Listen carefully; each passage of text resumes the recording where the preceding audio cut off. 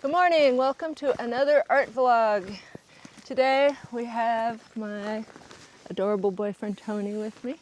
Tony has been practicing drawing, so he probably has, what do you have this morning to make art with? I have my pencils. Yeah, so he's been doing awesome, learning a lot, and keeping me company. So here we are on Ward Creek Trail, and I guess I should introduce myself. My name is Danielle. That's Tony, as I just said.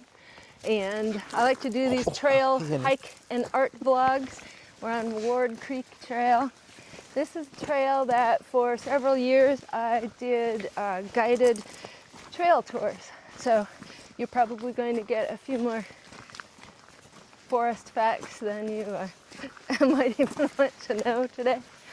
So this is the section of the trail where I would tell our guests, our cruise ship tourists, about bears, bear safety. There are quite a few bears in this area. We just have black bears in this area where there's a campground nearby at each end, and bears love the trash that people leave around and their food. With the dogs, though, we probably will not see bears. Bears are very skittish about the dogs, so they stay away. I tell people if they do see a bear, stand still, take a picture.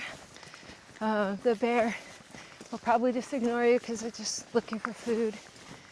And don't ever run from a bear.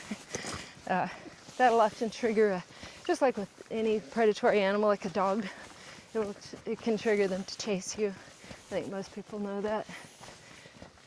So this is where we always stop first. Here's a little muskeg with some yellow cedar trees. And these guys live about 1,000 years. And when they die, they lose their branches, but it can take about 500 years for those to completely rot down. You can see on our hillsides there's quite a few dead spikes. But this trail is pretty cool. We have all of our major species of trees on this trail, which is pretty cool. There's a red alder. Those are kind of our weed trees. Those only live about 60 years. But some people will use them for carving. They're also just used for firewood. They like to grow where the soil's been disturbed. And we have mountain hemlock here. This is a western hemlock. This is a mountain hemlock. Their needle patterns are a little bit different. The mountain hemlock has this sort of circular, frizzy-looking branches. Good morning. Mountain hemlock has these flat needle patterns. Let's go.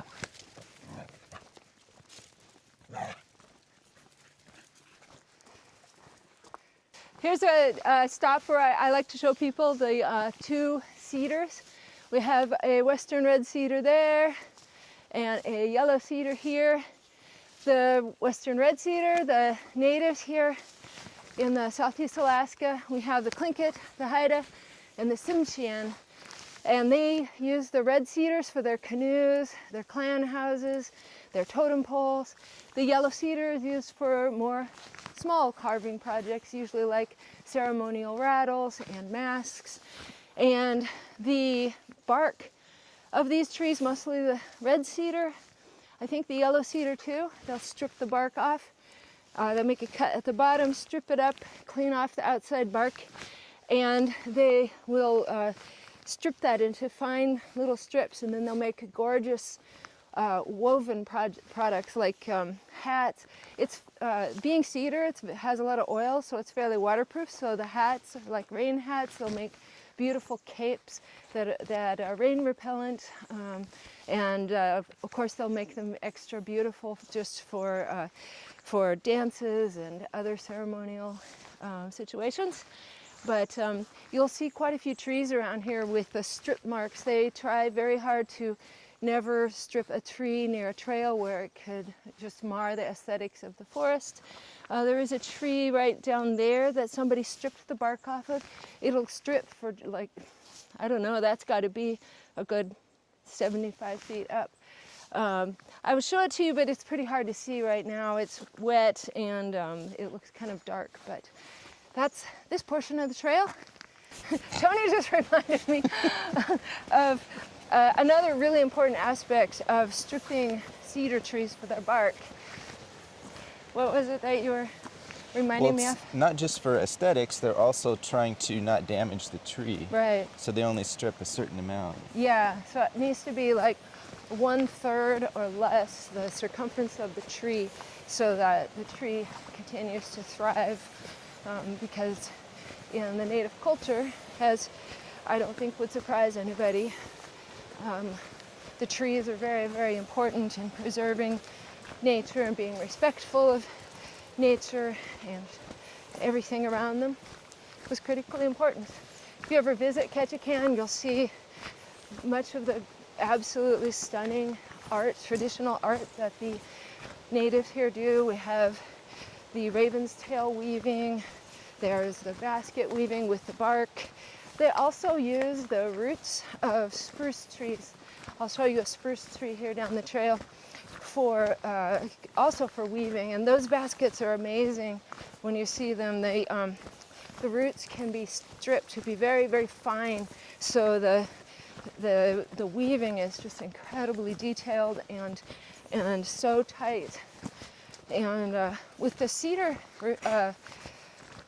bark, they also would make these open weave baskets, and they could use those for collecting mollusks or berries, and then they could use them like a colander, like rinse them. So yeah, if you ever visit here, it's pretty amazing. There's a lot of beautiful carving here, wall carvings out of cedar, along with, of course, the totem poles. We have many active totem pole carvers here, and it's really, really worth seeing. So hope you come and visit us here in Ketchikan. Let's go.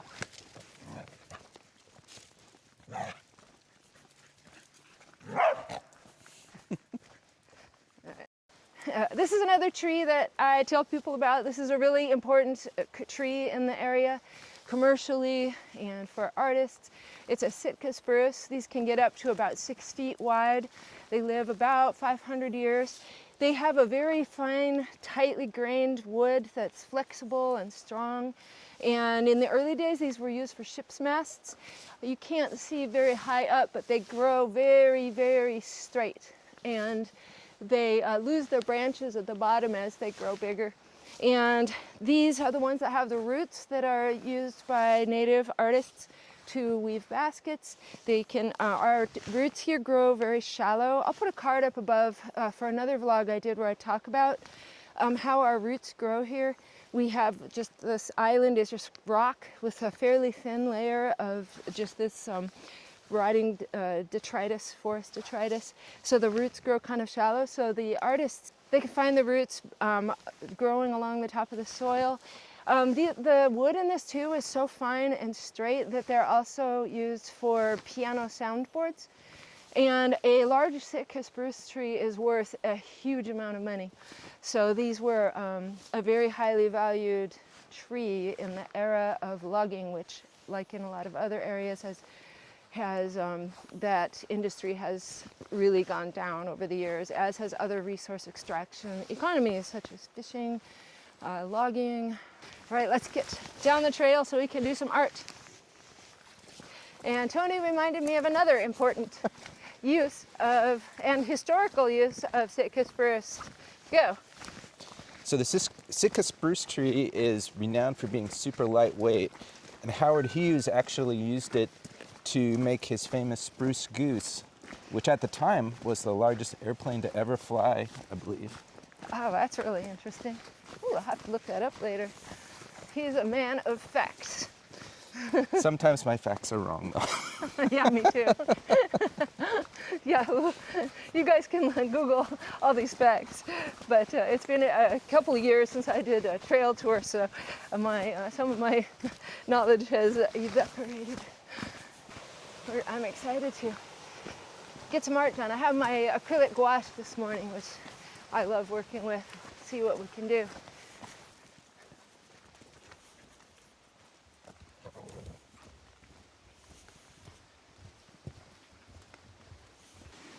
See this beautiful sculptural, soft, cushy, moss-looking stuff?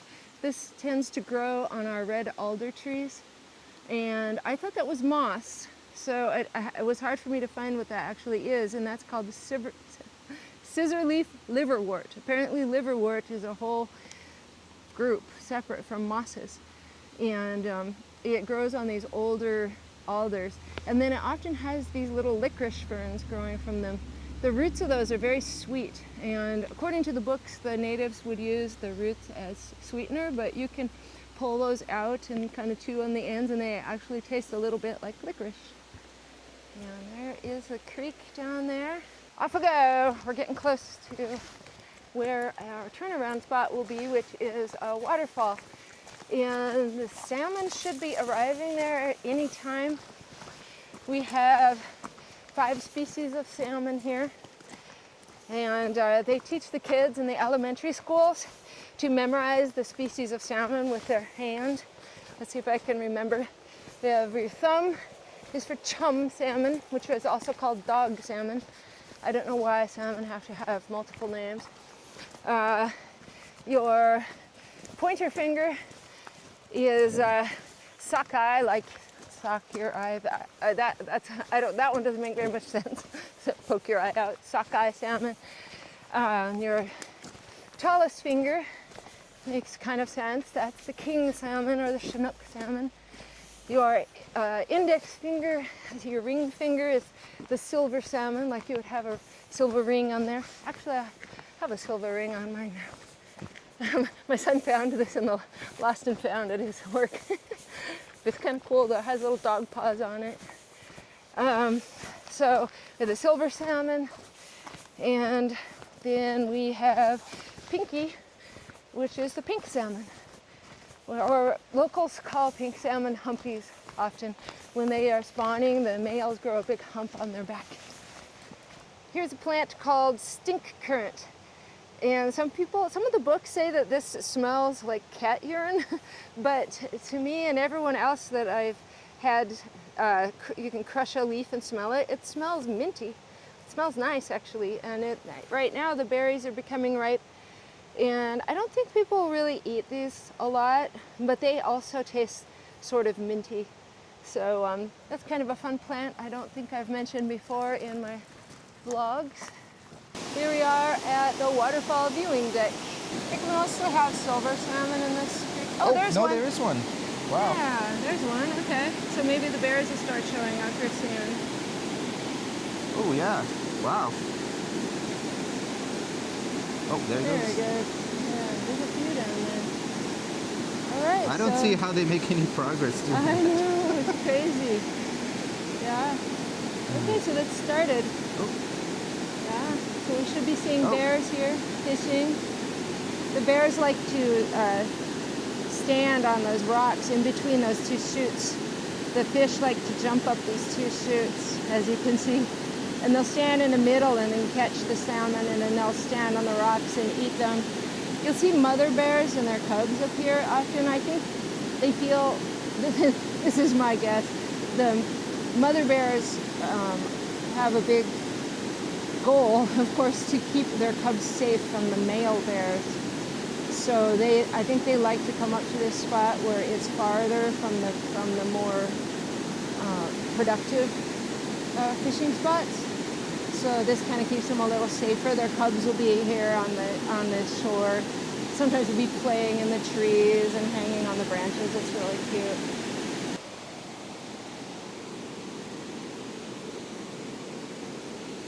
Well, this is going to be more of a still life today, I guess. I don't know if that's the right word.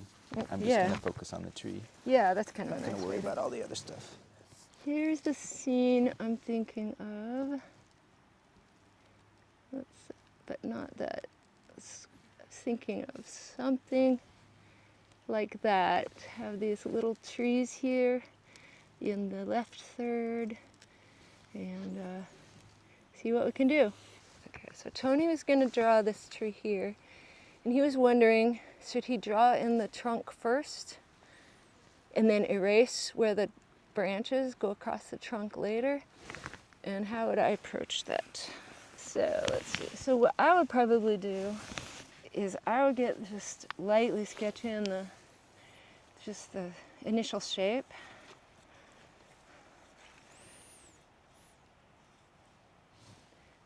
And then I would, here comes like a few little weird branches here.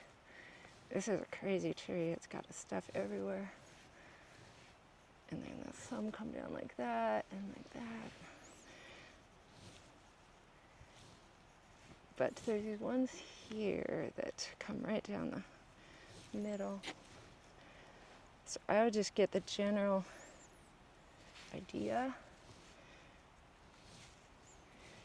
Again, it's just drawing what you see, not what your intellectual side of your brain thinks a tree looks like. And then I would just refine from there. This is a little darker. And the trunk is darker than the branches. So just kind of get those branches in there, and then the trunk would be underneath. It's a little darker. So that's kind of how I would approach it. It's a crazy looking tree. But I wouldn't put all of them in.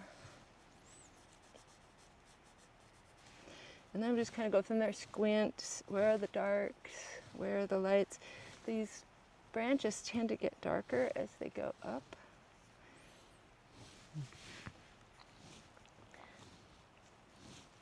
So, and then we start getting these little, I was just telling Tony that these little poofs, it's hard to see with the camera, but these trees especially, this is a bull pine or shore pine, and they have these kind of round, they're almost cloud-shaped clumps of greenery. So you would want to look at the whole shape, not quite spheres, but yeah, they're kind of almost cloud-shaped. So just kind of looking, squinting, where are the darks, where are the shapes, the big main shapes like that. Here's a big one over here. These bull pines get, I've said this before in other vlogs, they get almost like bonsai trees because they get very stunted in these muskegs. Muskegs are very hard to grow in. They're wet, cold, and nutrientless, highly acidic.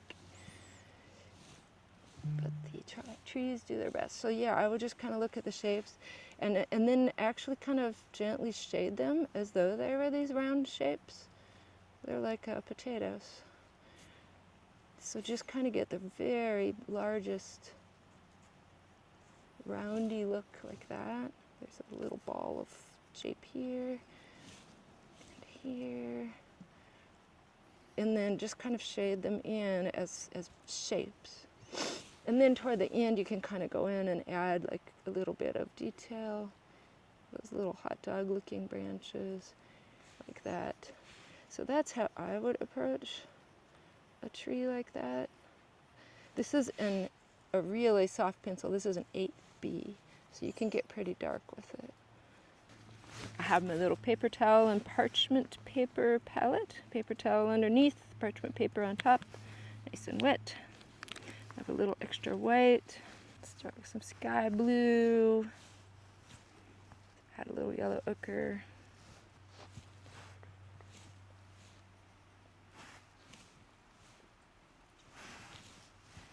That is pretty blue. Let's add some more yellow ochre.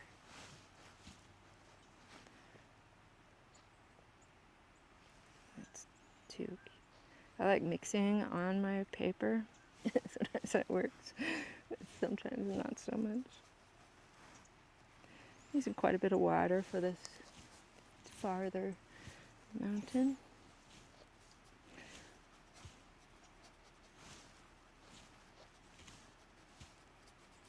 Not doing a pre-sketch today. I guess I'm feeling risky. Learning to do mist is very important in Southeast Alaska. We have a lot of mist.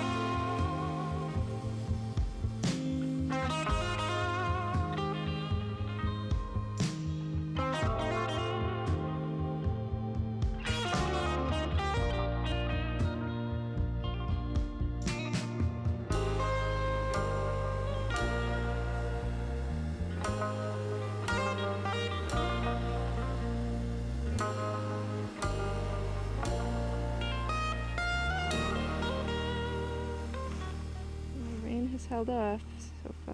Yeah, amazing.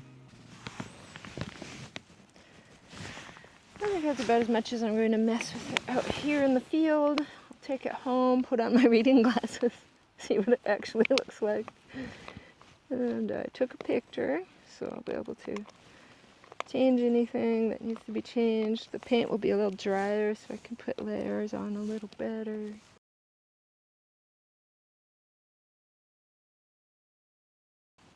Pretty happy with the mist, but let's go see what Tony's drawing is looking like. Alright, so there's Tony's tree. That actually looks really good. You can really tell these branches are coming down here. Tony is a put in a lot of detail guy. Yeah, that looks good. The top looks a little bit like broccoli. It does look a little bit like broccoli. Mostly it's just because instead of getting kind of those value shapes, it all looks very even and dotted. Mm. So the bottoms of these shapes should have probably had darker dots, and then the top a little lighter. You do have that somewhat. I tried to get that in there, but yeah. We're almost out of batteries. We have had fun. We had a good hike. I appreciate you stopping by to join our trail art vlogs with us. And bugs. But if you'd like to see more, here's a playlist of other art trail vlogs here in Southeast Alaska. I'd love it if you subscribe, join the community. That would be awesome. And anything else? Anything else we'd like to say, Tony? I'm adding more darkness. He's adding more darks for his shading. Thank you so much. Check out my website, danellekelly.art, if you'd like. We are gathering everything up, and we have beat the rain today, so we lucked out. Thanks so much. Have fun. Stay creative.